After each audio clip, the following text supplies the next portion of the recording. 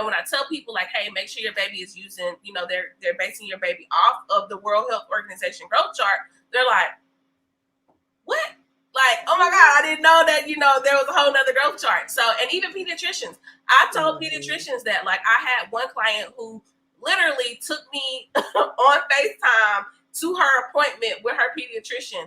And she was like, I booked a virtual meeting with you because I'm going into my pediatrician and I want you to tell him that he needs to be on using this growth chart. The pediatrician goes and prints out this growth chart. He's charting it. He's doing all the things. And her baby was right where he was supposed to be. And I'm like, welcome back to the Normalized Breastfeeding Podcast.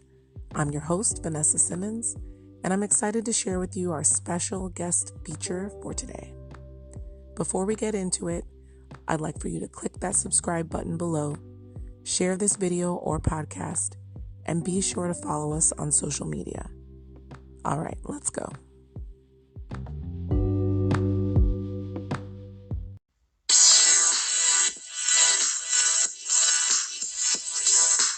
Welcome back. We're live with Sterling Grey-Simmons. She is a certified breastfeeding specialist, full spectrum doula, the owner of Loyal Lactation, and she's been educating and supporting families virtually and in person since 2016. She's building a platform showcasing that not only do Black women breastfeed, but we're also in this field. And she is also a first-generation breastfeeder who aims to be the support she wished she had when she started her breastfeeding journey. Sterling, we're so glad to be recording with you today. Thank you for having me. I am super excited to be here on your platform. So great. So this is the official Normalized Breastfeeding Podcast. We'll be discussing breastfeeding experiences, education, advocacy, activism, all inside of the infant feeding community. Today, we're recording live with Sterling from the Boob Hive in Atlanta, Georgia. Hey! So this is episode 26, from first generation breastfeeder to certified breastfeeding specialist. If you're interested in being a featured guest on the podcast or a sponsor, please listen till the end for more information about how to get in touch. All right, Sterling, so let's get into it. All right. We've been trying to have this conversation for a minute now. So I'm just excited to learn a little bit about you. As a first generation breastfeeder, tell me a little bit about your story, when you got pregnant and how many children you have. Kind of tell me what kind of support you have, and do you really feel like you had a village? Okay. So I had my first child at the tender age of 21. My husband and I were in college and we were just really trying to figure things out. But I knew that it was very important to me to keep my baby with me and not just ship him off to my parents because, I was in college.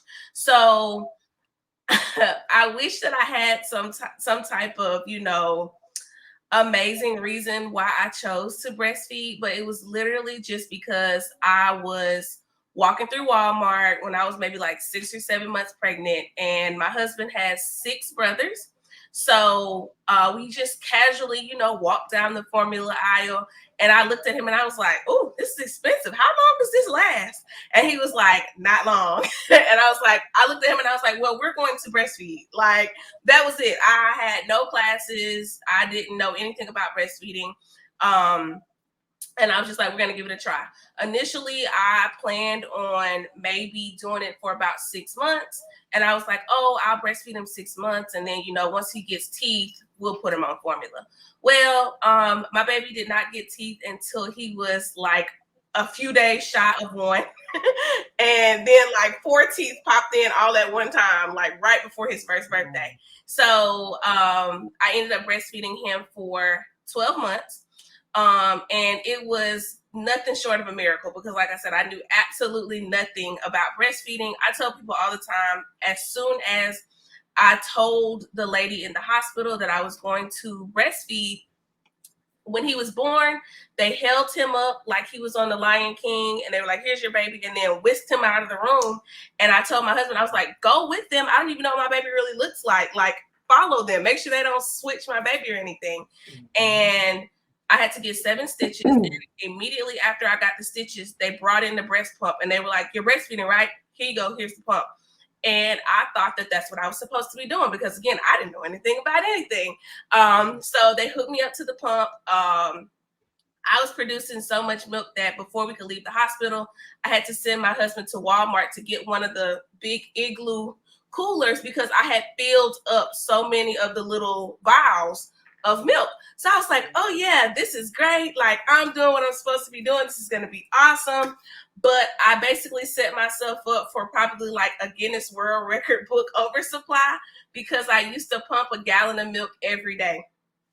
And I had a baby that would not take a bottle from me. He would only take it from his dad, but I could be nowhere in the vicinity. He'd be like, before he took the bottle. And then it was crazy. And a crazier, I was doing all of that with like a manual pump because my double electric pump just didn't empty my breast fast enough.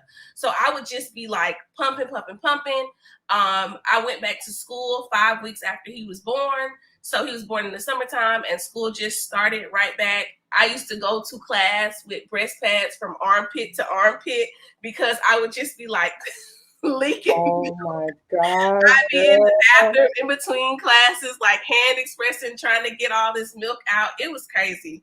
That's amazing. That's amazing. It was crazy. Like, and it got to the point where we had 2 freezers, and my husband was like, "Sterling, we do not have room in this freezer for food. You have to get rid of some of this milk." He's like, "I'm gonna throw it away." And I was like, "No, you can't throw it away. I'm doing all this work." And he was like, "Girl, we don't have room in this freezer for food. You have to throw this away." So I mentioned it to my pediatrician, and my pediatrician was like, "Oh, take it to the hospital and they'll take it." And I'm like, "Okay, cool." I go to the hospital with like a big tailgater cooler, just rolling it in there. And the lady's like, "Where did you get all this milk?" And I was like, "Oh, I have more. Do you want more? Do you want more?" So, like, it's no issue at all. That's I was just hilarious. like, "Oh, I can fill this up like 3 more times. This is nothing." But I tell people it was not all, glitter and gold because everybody thinks that an oversupply is so amazing, but it was not fun to me. Like I said, I couldn't go to my classes without leaking milk all over my clothes. I did not sleep through the night probably until he was close to 1 also because my body was just making so much milk. I would be having him on one side, like we'd be side lying breastfeeding, and then this side would just be shooting milk. And so I would wake up at like 2:30 every morning. I would be wet, the baby would be wet, my husband is wet, the bed is wet, everything smells like milk. We got to take all the sheets off the bed. We got to get in the shower, and then we got to get back into bed and try to go back to sleep. Oh my goodness. And one of us probably had class at like 10:30 in the morning. So it was crazy. That is crazy. So how long did that process go on? The waking up in the middle of the night? Oh, yeah. probably until he was like maybe 8 months old. Because I had no earthly idea of like how to slow down my production. I just would pump because I would be full. And I didn't realize that, I could just chill out on the pumping and then it would kind of decrease. I just thought that I was supposed to have all that milk.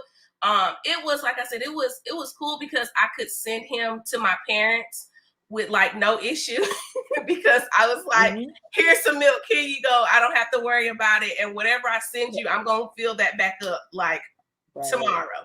So it was cool, but it also was not cool. I wish that we had like the Haka and all that type of stuff in 2011. So your birth stories with both of your babies, you were able to give birth naturally. How did the process work? I have 3 children. So 3 children, okay. Yeah, so all 3 of them were born naturally. I didn't have any issues with birth. And then I really didn't have any issues with I didn't have issues with breastfeeding the first time around at all. When my daughter was born in 2015, everything was cool, after giving birth, and maybe within she was less than 6 weeks old. But I developed a really bad kidney infection. I was running a fever of 104 for like 7 days. Like they couldn't bring the fever down.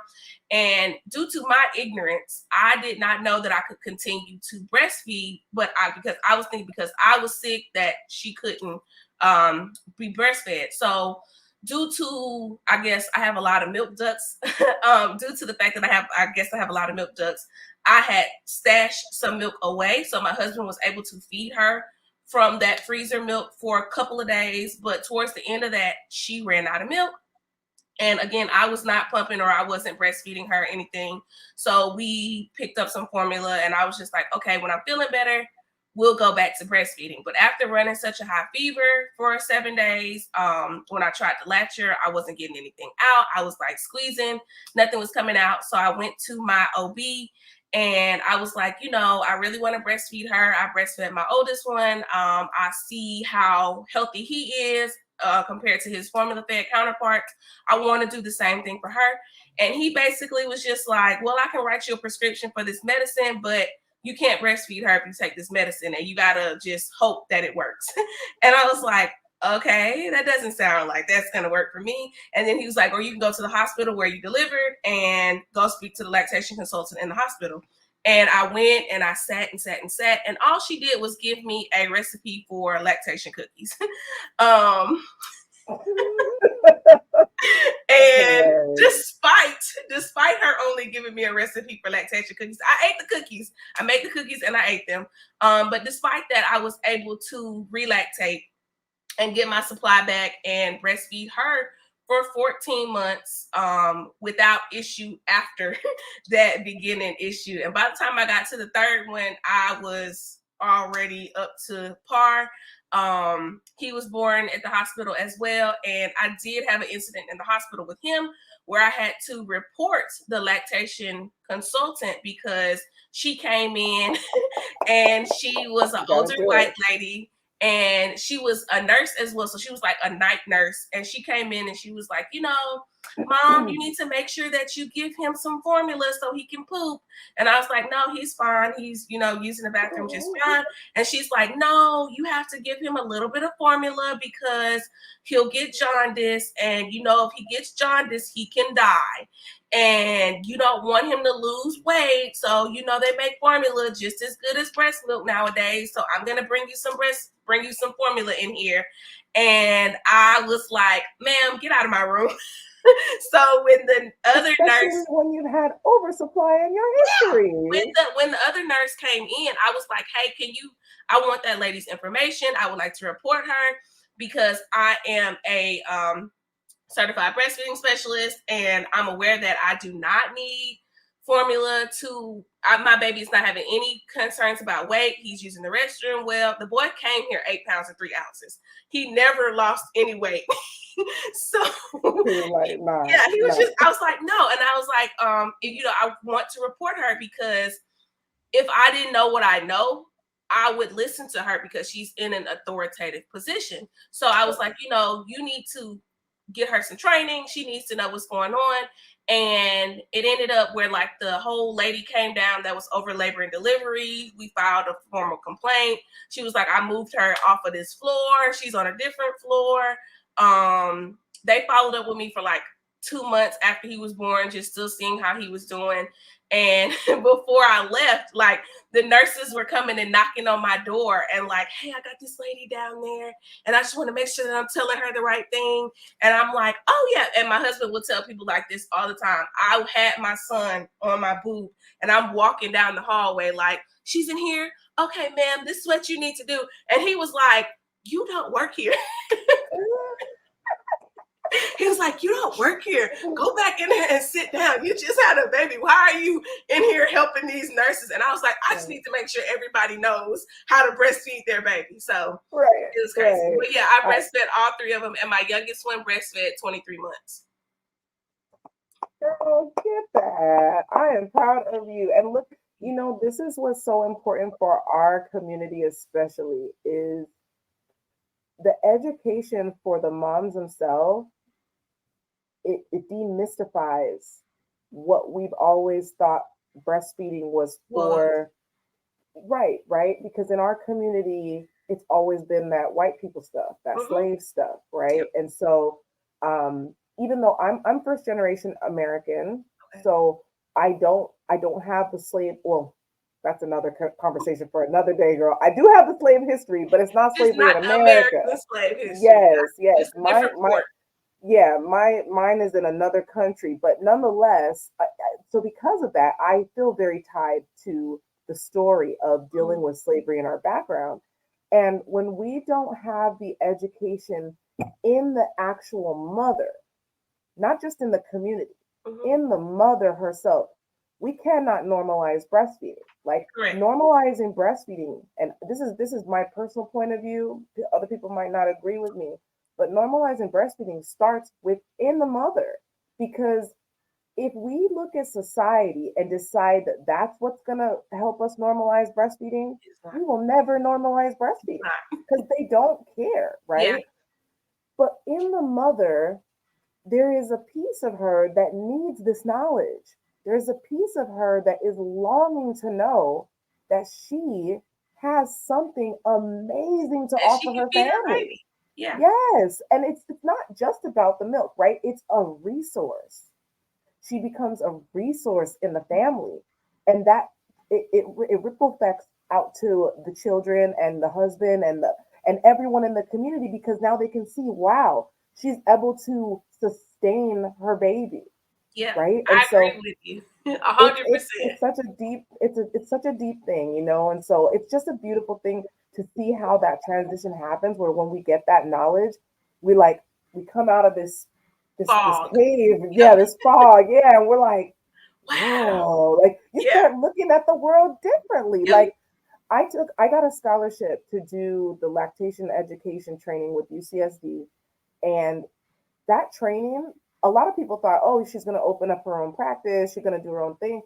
For me, coming in with a photography background, it just helped me to see differently. Mm-hmm.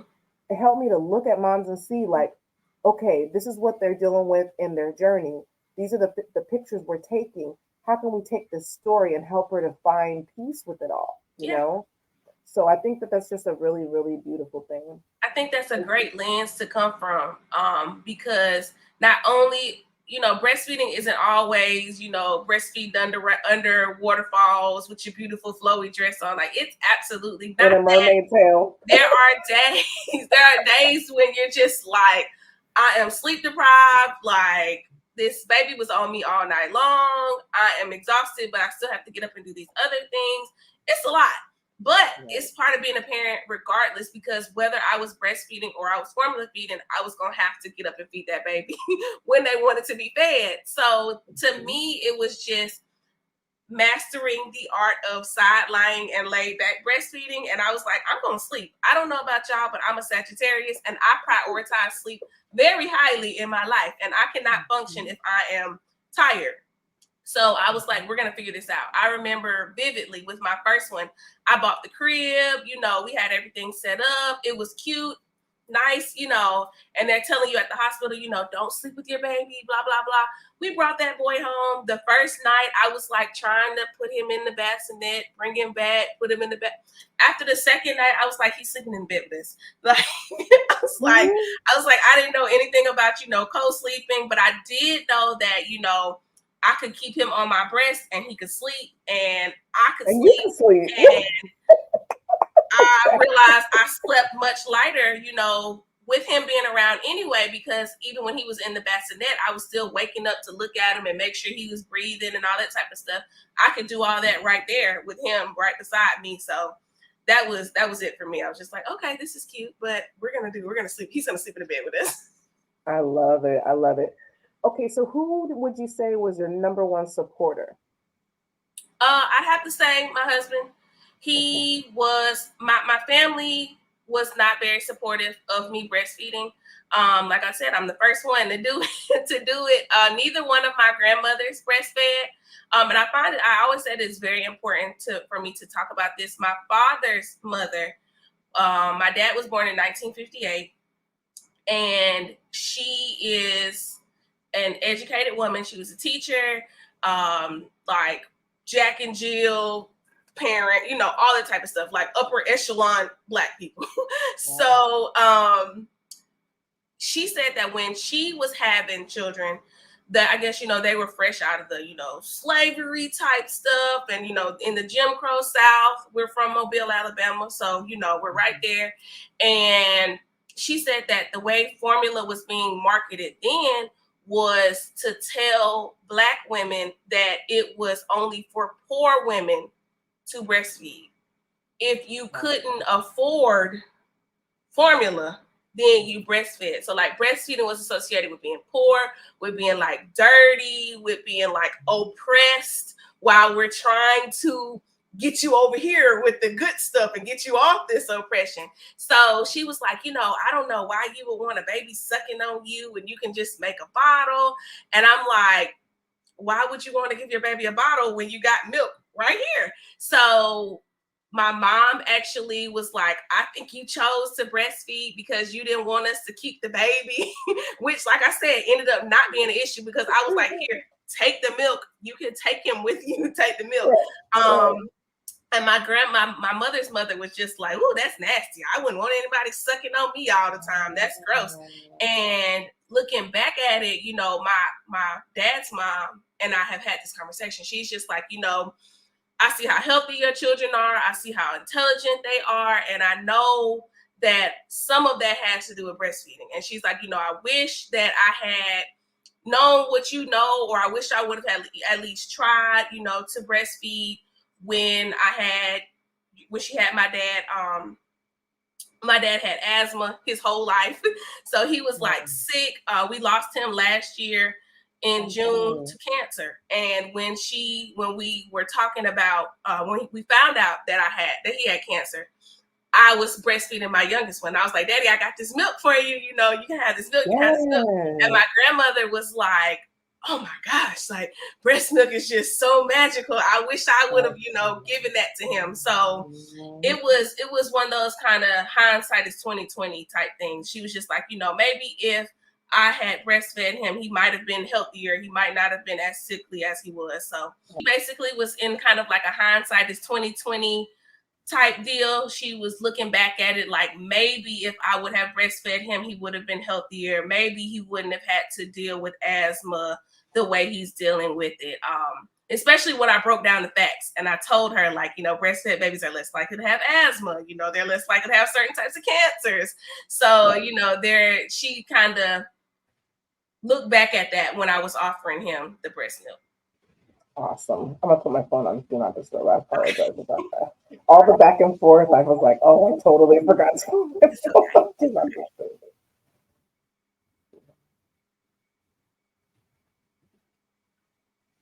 Okay.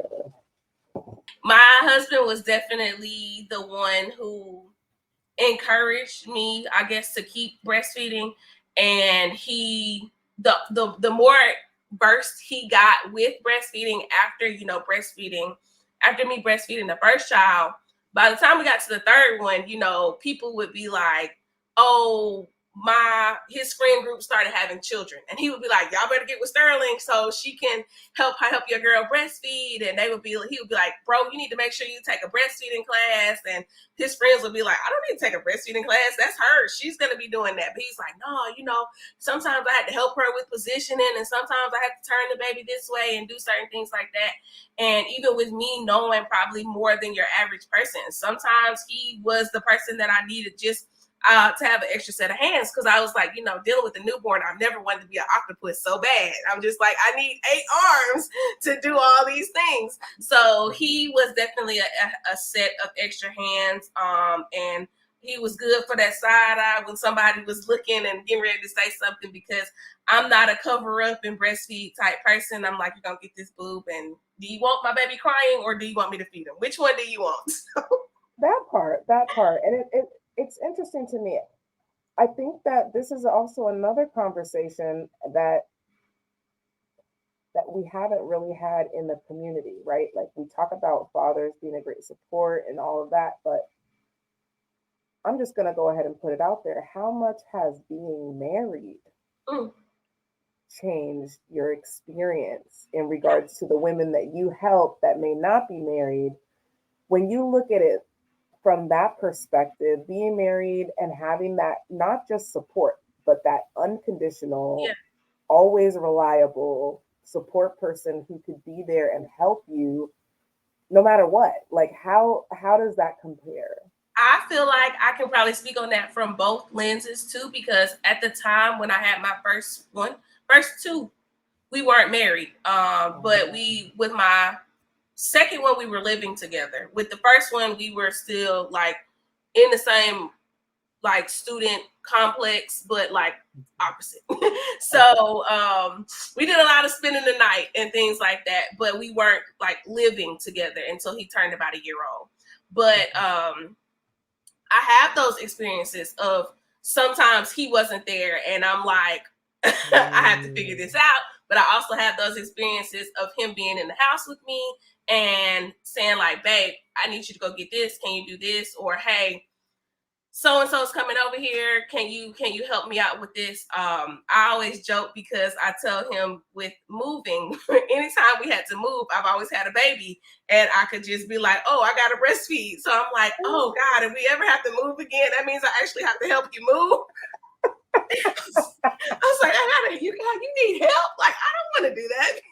The perks of breastfeeding. Perks of breastfeeding, like stuff you never thought about, because who's gonna tie moving to breastfeeding? Me. Because I was like, oh my God, I actually have to help. Oh man, that's not the business.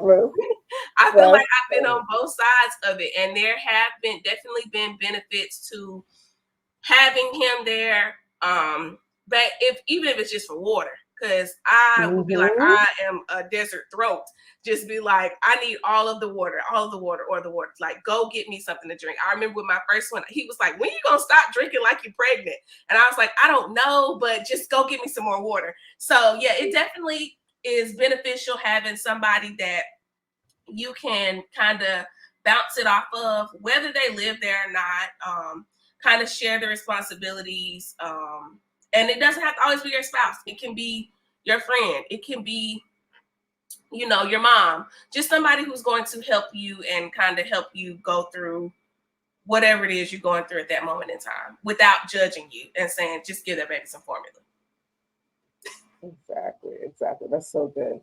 Can you describe your very first latch with your first baby with one word? Surprising. Tell me why. Why'd you pick that word? I never thought about breastfeeding until I was pregnant. It never crossed my mind. I had always just seen, people making formula. I have one memory when I was about 6 years old. My cousin had her son, and she came to my grandmother's house, my mother's mother, and my grandmother was wrapping her breast up with an ace bandage and to bind her breast so that she wouldn't make milk. And I was like, she was like, girl, come on over here. I don't know if I can say titties. But I don't even know if that'll be an issue, but we'll find out when we get there. She said, I'll just say T word. My cousin called my grandmother, and my grandmother was like, girl, come over here and let me wrap your teas up so that, you won't be leaking milk. And that was the first time I was like, oh, people make milk? Okay. But then I was sitting there like, well, why are they wrapping her chest up? Like, that doesn't make any sense. So it never crossed my mind. And then when I had my first child and I'm latching him on and I'm feeling milk or I'm seeing him suckling. And mind you, I told you I had pumped like 45 minutes before they brought him to me. So I was like, oh, wow, I can really do this. And I was very surprised that my body could respond in that way because, like I said, I had never thought really of my body making milk until I was pregnant. That's amazing. So do you have, I mean, obviously we know that you sought out professional support, then you became the professional support. So what was the moment when you knew that you had to become a certified breastfeeding specialist? Like, what was the moment that you were like, nah, just knowing is not enough? After I had my second daughter and I dealt with the lady just giving me the lactation cookies, I had another friend who had a baby maybe like 3 weeks after or 3 weeks before my daughter was born. So we were kind of like right there together. And she had attempted to breastfeed her first one, but didn't make it, very long. And she was like, I really want to breastfeed the second one. Can you help me? And I was like, yeah, I can help you. So I made her some of those cookies that the lactation consultant gave me the recipe for. But I also was like that helping hand with her, showing her how to like position the baby. And it kind of like dawned on me like, people don't have this help outside of the hospital. And it's a completely different experience when you're breastfeeding that sleepy, groggy 2-day-old versus when you get home and now you're engorged and now you're dealing with your transitional milk coming in. Whereas in the hospital, it was like colostrum. That's easy peasy. That's nothing. And now this transitional milk is hitting you like a ton of bricks. And you're like, I don't know what to do. And I mentioned it to my husband, and my husband was like, we can put a business around this. Like this could be something. So we started out just dealing with the cookies, and I made some tweaks to like figure out how I wanted to make people cookies. And I kind of thought that that's what I wanted to do, was just help mamas by making lactation cookies. And then I was like, he was like, we need to do more education around this because people are asking questions. And then I found lactation education resources, and I was like, I can do this and I can get certified in this. And I remember telling my parents that I was going to do it. And they were like, you can get certified in breastfeeding? Like what? You can get certified in anything. Like kind of like, laughing it off. Like who in the world would get certified in breastfeeding? And just listening, telling people and them seeing my effects on other people, they were looking like, oh, wow. It really is, a need for this, because they would know people and people would be like, oh my gosh, Sterling helped me so much. And I just didn't know because I didn't know, you don't know what you don't know. So it was definitely just kind of me realizing that people needed support outside of the hospital. And if I wasn't going to be it, who was it going to be? And when I got into it in 2016, I didn't know anybody in private practice. I had never even heard of a private practice lactation specialist. I didn't know where to go. And I was just like, well, I'm going to make it up. I'm going to do it myself. That's amazing. That's amazing. So do you have any tips for weaning? To share with the audience?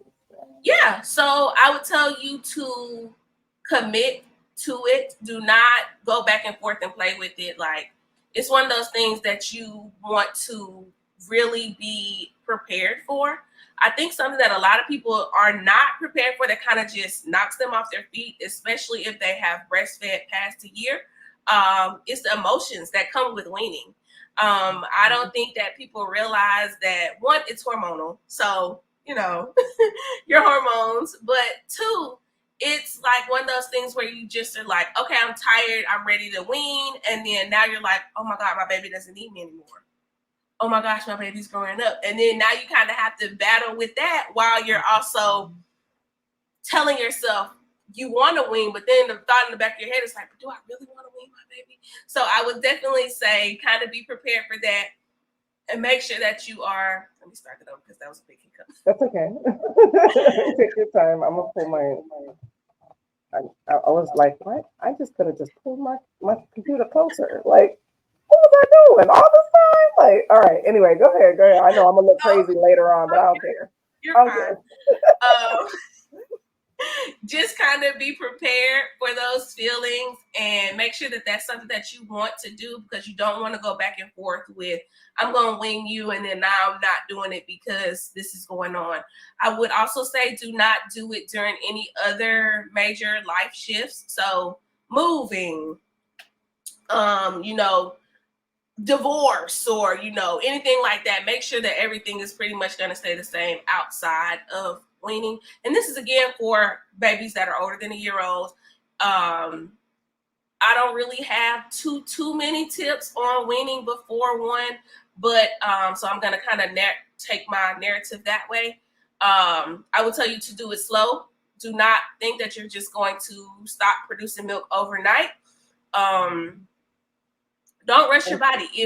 Especially if you produce a lot of milk, kind of gradually go from, I'm going to take away one pump session today and Next week I may only be down to, 2 instead of 5, but don't just think that I'm going to stop cold turkey and just not be breastfeeding. Especially if you're forget pumping. that the baby they can smell the milk. Yes, Like, yes. Be prepared. Be prepared for that. You may have to make some types of adjustments, especially like with me, with my youngest, when we like I said, I co-slept with all 3 of them. So the fact that he was approaching 2 years old, I was ready to wean, not we, because if it was up to him, he's 6, he probably would still be on my boob. But I was ready to wean because my youngest 2 are 22 months apart.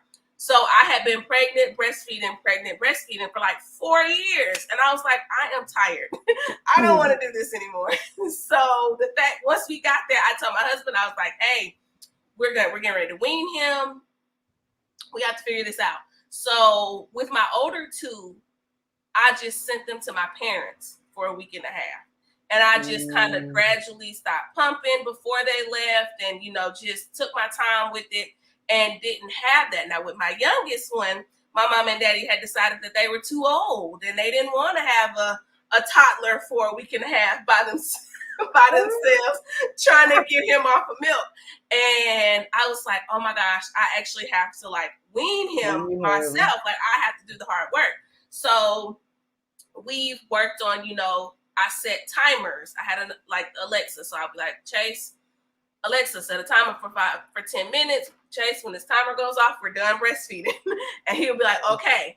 And I was like, you hear the timer? Okay, time to put the boob up. Let's go. I also started breastfeeding him like in one particular spot of our house. So it wasn't like I'm going to go lay in the bed and I'm going to breastfeed you here. It's like, nope, we're going to sit right here in this chair where you can hear Alexa, you can hear this timer. When this timer goes off, cool. And then once we got done with all of the like daytime weaning, I started getting ready to wean at night. And I thought that was going to be so hard because he breastfed all through the night, even at almost 2 years old. And I told my husband, I was like, I'm going to start sleeping in the living room. I'm going to sleep in the living room for like a week and we're going to see, because he sleeps fine when he's in the bed with you again, because he can smell that milk. So when he slept with my husband, he slept all night long, like uninterrupted, just knocked out. And I was like, oh yeah, we're done. We're done. So I slept in the living room for like a week and a half. And then after that, he was fine. Like we didn't keep asking for milk. He was cool. Like by that time, the boy was in like 4T clothes anyway. So I was just glad to have him up off of me. I was like, bro, you are big. Then he has that's the one that came here 8 pounds and 3 ounces and never lost any weight. And he has been in the 100th percentile for height and weight his whole life. And he is still very much in that percentile at 6 years old. I love that. I love that. And just for anyone who caught what she said about him being 6 years old and probably still being on the boob because that's how much he loved to breastfeed. It's normal. If that's what your baby wants to do. The normal weaning age worldwide is between 2 and 7. 2 and 7. So this actually happened with me and our youngest. So our youngest, when he was born, we had a rough postpartum issue with my first child. He was cut off very early, and it was a traumatic experience for us. So when the third one was born, the oldest one was 6, and he was like, I want milk. And I let him latch on. I let him drink milk. He actually got milk, like there was milk coming out the side of his mouth. And I was like, this is amazing because it was a very healing experience for the both of us. It was a very traumatic weaning experience. So for us, it was the last time he ever nursed, but it's like, it was something that we needed, right? To like close that trauma. And I think it's a thing that should definitely be celebrated, especially if it's whether it took, you did it for 1 month or 55 or 3 years. It's one of those things that should definitely be celebrated. We have ceremonies for everything else coming to an end. Like, why aren't we celebrating ourselves for making, breastfeeding? So I say, get you some breastfeeding jewelry. Do something to commemorate yourself and commemorate that special bond that you had with your baby. being able to fulfill their needs. And it was always just cool to me to just watch them grow, especially with my youngest one, because he was so chunky. Like he had I tell people all the time, he had more rolls than old Charlie's. Like he had all the neck rolls, he had the arm rolls, he had like crevices in his legs. And everybody would be like, oh, I know that baby's eating so good. He likes to eat, doesn't he? And I'm like, all he drinks is milk. And they're like, what kind of milk? And I was like, oh, he's on breast milk. And they're like, what? Like, what? And I was like, listen, he had like hardly no interest in even eating because he was just on the boob all the time. So it was cool for me to, you know, kind of see people that are like, oh my gosh, he's so healthy, blah, blah, blah. And then I'm like, oh yeah, I'm doing that. And my husband always jokes because my oldest one was like super, super scrawny his whole life, probably because I didn't have enough fat content in my milk because I was pumping a gallon of milk every day. But that's a whole nother story. For another day. He was like super, super skinny. And then like he kind of plumped up towards the end. But my daughter was, you know, more chunky, but none of them were anything compared to my youngest one. And he would always say, like, my milk just got better. And he was like, by the time you got to the third one, it was like buttermilk. And he was like, you were just fattening that boy up. So, and I tell people, like, all breastfed babies aren't going to be that big chunky baby. And I've had one on every end of the spectrum. My oldest one, I felt like he wore newborn clothes forever. And then I was like, oh my gosh, she's finally out newborn clothes. Wow. And whereas my youngest one came home from the hospital in 3 to 6 month clothes. So, you know, and they have the same parents. So somebody's going to be, you know, slim Jimmy, and somebody else might be pleasantly plump. So, right. And you might just fall right in the middle. So just like people, babies are like that too. And all breastfed babies do not fit that narrative of just being chunky. But that doesn't mean that they're not getting what they need. And the ones, yes, because the ones that are on the smaller end are still getting exactly what they need. And this is why we always, as professionals, we tell moms, if you're going to the pediatrician and they're trying to compare your baby to other babies, you need to make sure that chart in their room, the whatever room they see you in, is a chart for breastfed babies, correct, not a chart for formula-fed babies. Because what they'll do is they'll take that, exactly, they'll take that formula-fed chart and say your breastfeeding baby doesn't match up, and it's like, well, you're putting them up against and breastfed babies, and that's breastfed babies grow differently than formula-fed infants. Just think about the difference. And when I'm telling you at birth that all your baby should be getting is a teaspoon of colostrum, and when you're formula feeding them, they're giving them that 4-ounce bottle at birth. Of course, they're overfeeding their baby from day one and doing too much. And that is why they are growing a certain way. Whereas later on, now your breastfed baby has shot up and, you know, surpassed them. So it just it's one of those things that you definitely have to educate people on. People are always shocked when I tell them about the CDC growth chart being I think it was based off of like some people in like rural Idaho or something. Like it wasn't even like you know, a nationwide. It was like people in Idaho. They were in a rush to get the study out to make sure that people were buying this formula, right? Like that's. And then the breastfed, the World Health Organization is like a whole, you know, pulling all these people in and taking all these, saying, hey, this is how they're growing. And when I tell people like, hey, make sure your baby is using, you know, they're basing your baby off of the World Health Organization growth chart, they're like, what? Like, oh my God, I didn't know that, you know, there was a whole nother growth chart. So, and even pediatricians, I told pediatricians that, like, I had one client who literally took me on FaceTime to her appointment with her pediatrician. And she was like, I booked a virtual meeting with you because I'm going into my pediatrician and I want you to tell him that he needs to be on using this growth chart. The pediatrician goes and prints out this growth chart. He's charting it. He's doing all the things. And her baby was right where he was supposed to be. And I'm like, make sure you make this a part of your practice. Don't just, you know, do it for her. And see, it's so interesting because these pediatricians be the first ones to be like, your baby doesn't need breast milk anymore. Yep. It's one of those things. I encourage my clients to interview their pediatricians. And I am huge on that, because I know that a pediatrician can derail your breastfeeding journey probably faster than anybody else. If you go to the pediatrician and your pediatrician is telling you, oh, your baby lost weight. First of all, let's talk about that. Let me rewind. You go to the hospital and you have this baby, and let's say I labor for 24 hours, and I'm sitting there and I have been hooked up to this IV fluid for 24 hours. Now, the same way they tell you, oh, don't be alarmed if your ring doesn't fit because, you're getting all this extra fluid. Don't be alarmed if you see fluid in your feet, blah, blah, blah, in your face. You'll be fine once you come off the IV. But what they don't tell you is that fluid is also transferred to your baby. So now, here I am. I push out this baby. They go, poof, put him on the scale, and now he's plump with all this weight. And then you lose a little bit of weight before you leave home because he's peed and pooped out that extra fluid.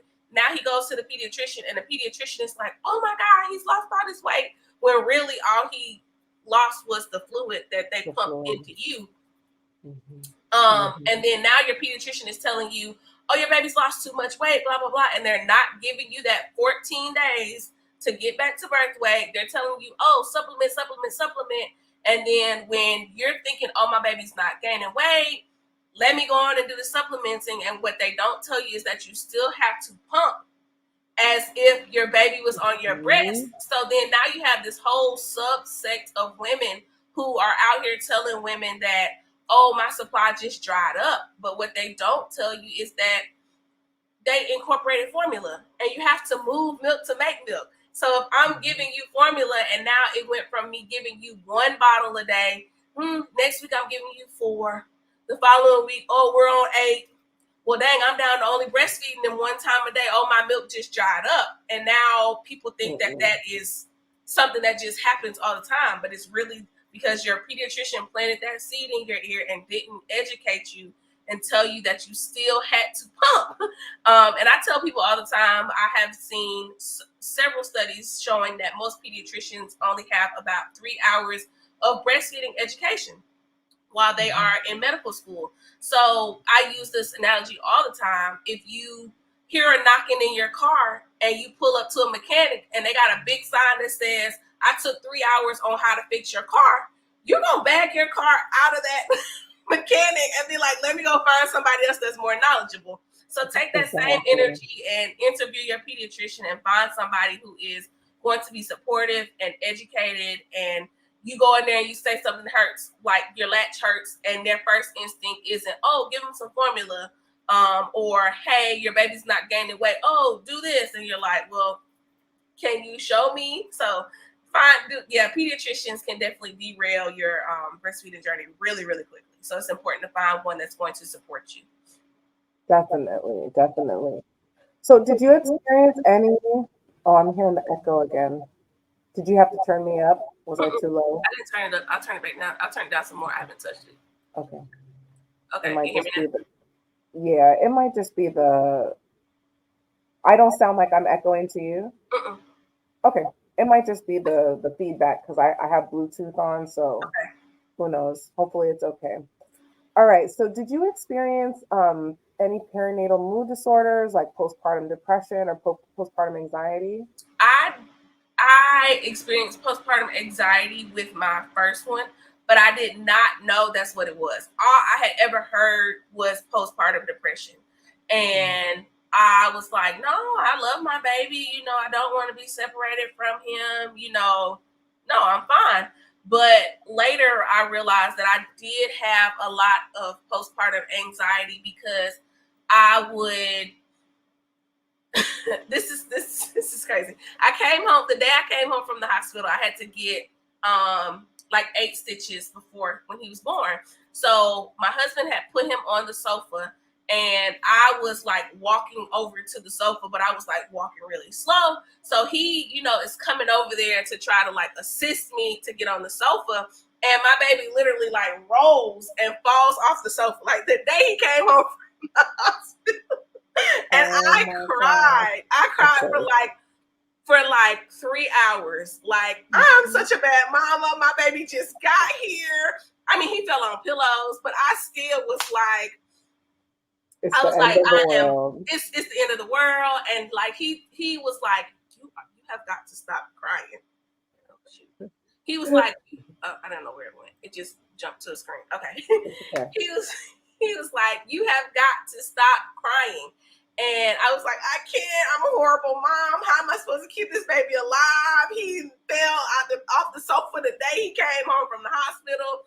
And I would be laying in the bed and it would be like, I would be like knocked out and it would be like, let me get up and put padding around because what if I wake up and he's bust his head open on this joint? Like I had all these scenarios like in my mind of just what if, and it just was. How did you overcome that? How did you overcome that? I think it just was watching him, develop more. Because again, I didn't know to talk to anybody about it. I didn't mention it. I just thought, hey, I had a baby. This is what it's gonna be like. And I remember, like, I would be getting in the shower. I was horrible with that phantom crying. I would put him, on the bed or in the play area or wherever, and I would be like fully lathered up and like jumping out the shower and going, and I'm like, oh my God, my baby's crying. And then I'm like, and he's laying on the bed asleep. And I'm like, oh, okay. And I get back in and rinse off, and I do it like 4 times. I could never like shower without thinking that something was going on with my baby. I would like bring the little bouncy chair all the way up to like the tub. So I could like be looking at him, I'm bathing like this, like looking at the thing, and he's just, comfort, like just laying there. And I'm like, okay, I have got to figure this out. I went home and my mom got him when he was maybe like 2 months old. And I think we were on break for the first time. And my mom was like, I'll watch him, you go take a bath, blah, blah, blah. And I stayed in that bathtub for like an hour and a half. I was just like in the tub like this. I was like, I forgot how good a bath feels because I had been taking like bird baths. Like, okay, get out because I got to go deal with him since he had been born. So I guess it was just, watching him and realizing he wasn't as, I guess, delicate and fragile as I thought he was, and then just growing as a parent and realizing. But I didn't deal with that with any of the other two, but it was kind of bad for the first one. He worried me to death. Oh man. So what would you say to someone, like to a mother who's struggling with this type of mood disorder, anxiety, or depression in regards to postpartum? Talk about it. Do not feel like you're the only person in the world that this is happening to. Don't feel embarrassed or ashamed. Talking about it was how I realized that it was anxiety, because I'm not somebody who struggles with anxiety. I've never felt any other type of anxiety other than postpartum. And other people were, and I was like, oh, wow, that happened to you too? Oh, that was you too? Oh, wow. Like I wasn't alone, but I didn't think I was alone. I thought it was just part of having a baby. And I thought that, people are always like, once you have a baby, you never sleep the same, all the type of stuff. So I thought that that's what it was. And then talking about it, I realized, hey, you had anxiety, my girl. Like you were really worrying yourself crazy. Like no wonder you went from like a 5'7" before you had that baby to like a 00 after you had that baby. So, it was definitely one of those things, realizing hindsight is 2020. So I always tell people, like, journal it, write it down, talk about it, express yourself, talk to other people who are parents, and, just see if they have something similar, and just don't feel like you're in it by yourself. Oh my gosh, I love it. This has been so amazing. It's been such a great conversation. I want to give you an opportunity to do a shameless plug. So this is at the end of all of our podcasts. We let the guests come and do a shameless plug. So anything that you got going on, any events, anything that you're promoting right now, go ahead and let the viewers know, or listeners know, what you got going on.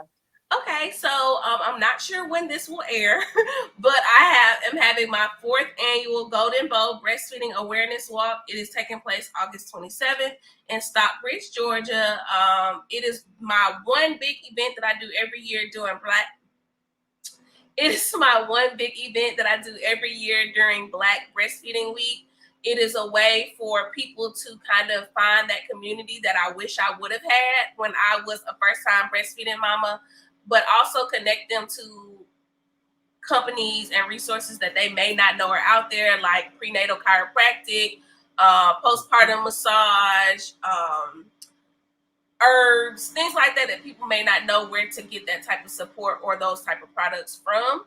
Um, that's my really only event coming up as far as just what I do. If you have any needs for in-person breastfeeding support, I do home visits for those of you who are in the metro Atlanta area. So if you're within a 45-minute drive of Atlanta, I can come to you and I can give you all this knowledge and give you great hands-on support. But if you're not in the metro Atlanta area, I do virtual visits as well. That's amazing. Listen, we truly appreciate you taking the time to chat with us today. And go ahead and shout out your social media before we go. Oh, yeah. You can follow me on Instagram, TikTok, and Facebook at Loyal, Loyal, Lactation, Lactation. Amazing, amazing. Is that across all platforms? That's Instagram, TikTok, and Facebook. Yes. And LinkedIn, but I don't be on LinkedIn. We're trying to figure out how to use it too. I'm not. And then the other one, too, Threads. I'm on Threads because I don't even know how I got over there, but I'm on Threads. At Loyal Lactation also. And then feel free to visit my website. It's just loyallactation.org.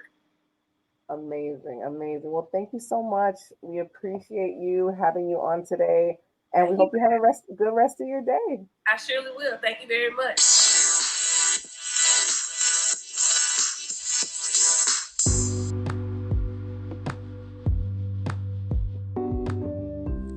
Thank you so much for tuning in. Again, my name is Vanessa Simmons, and I'm your host of the Normalized Breastfeeding Podcast. We're looking forward to hearing your story and featuring you on this platform. Send us a message if you'd like to be featured, or email me directly at vanessa@normalizedbreastfeeding.org.